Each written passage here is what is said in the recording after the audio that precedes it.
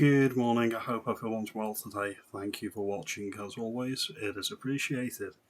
If you find value in this video, consider liking and subscribing, it does help the channel out a lot. Santa, or Father Christmas as we call him in the UK, has been cancelled, according to recent reports. Let's just have a look at this now. Father Christmas is too white. Santa is not qualified to judge naughty children from other cultures, says museum.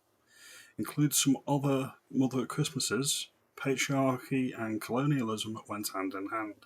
Stop Santa rewarding children based on Western binary naughty or nice options. This is sickening. Yet another attack on British culture and British identity by the woke institutions.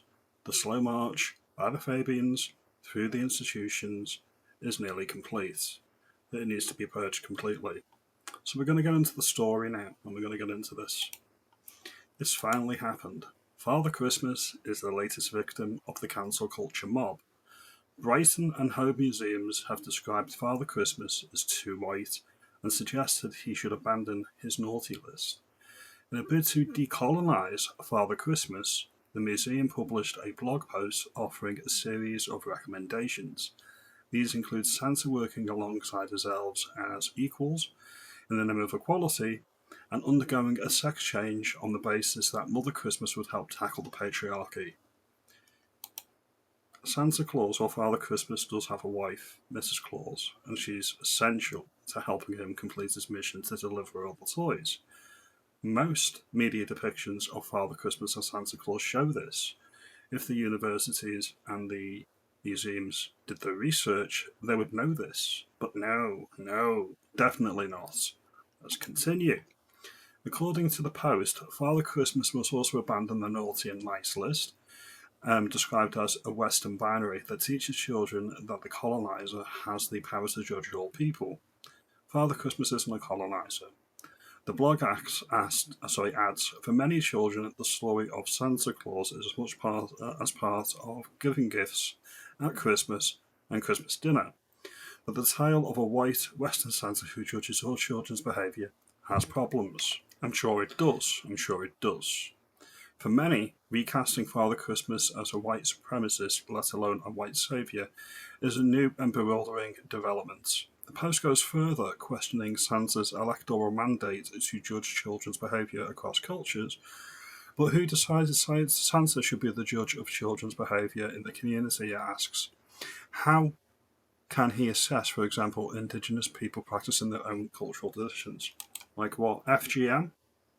Halal slaughter? Kosher slaughter? Any other traditions from the backward third world countries that you don't want us to judge? Let's continue.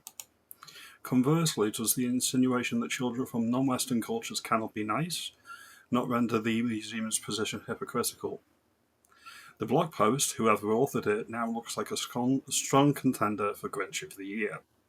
The General Secretary and founder of the Free Speech Union criticised musician as po-faced, saying, "I don't think children from non-Christian countries are going to object to whether Santa pops down the chimney to give them a present." Is the museum suggesting that he should leave a note saying, "Sorry, this is a decolonised fireplace and white supremacists dressed in red aren't welcome"? If so, should we rename it Right On or Po-Face Museum? And then we continue. While the museum's position to publish the blog may be laughable, it also points to a troubling trend, the capture of cultural institutions by progressive, authoritarian ideology. The piece even appears to flirt with communist revolution at the North Pole, calling for Santa to be replaced in the workshop with the elves to show him and the elves as equals. In a plea for greater diversity, the museum urges for a greater inclusion of elves from all around the world. Elves of the world, unite. The blog post, originally written in 2023, as part of the museum's culture change work, which also includes encouraging parents to challenge the colonial gaze. The museum spokesperson later said, "This piece about Father Christmas was intended to prompt reflection rather than prescribe how children should celebrate Christmas or anybody else." It now looks at how familiar stories are shaped, whose perspectives they centre, and how they might be explored to include viewpoints beyond white Western perspective. I've just got one question for the authors of this post. If you change the white out and put any other colour, in the United Kingdom, would that be a hate crime? Yes, it would be. Yes, it would be. Remember, this dodgy actress back in 2023, Andoa, sorry, I can't even pronounce the first name, sneered at the terribly white balcony during the King Charles's coronation. Fast forward to today, earlier this year on the 10th of December, and she accepted an MBE from the very same royal family she saw fit to insult. This is a textbook display of woke race-baiting hypocrisy, and it's absolutely shameful. Completely agree. And if you look at Hollywood and the way they want to change and invert the cultural traditions, such as their failed Disney Snow White earlier this year, Snow White isn't black. Snow White is white. The clue is in the name. White as snow. That's why she's called Snow White. The face is white as snow. That's the whole point. Father Christmas in Britain or Santa in America does not need to be decolonised. You need to leave Santa Claus the fuck alone. Let him deliver his toys. Let everybody celebrate their traditions in the country from which they are from. Now, if you like this video and you think I've made some good points, that the woke institutions need to be essentially, figuratively, metaphorically, burned down and rebuilt from the ashes, you let me know.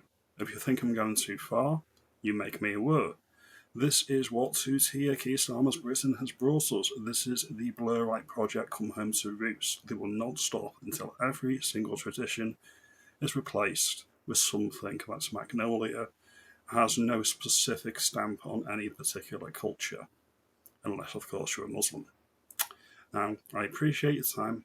Have a good Christmas, and I'll see you in the next video. You have a good day.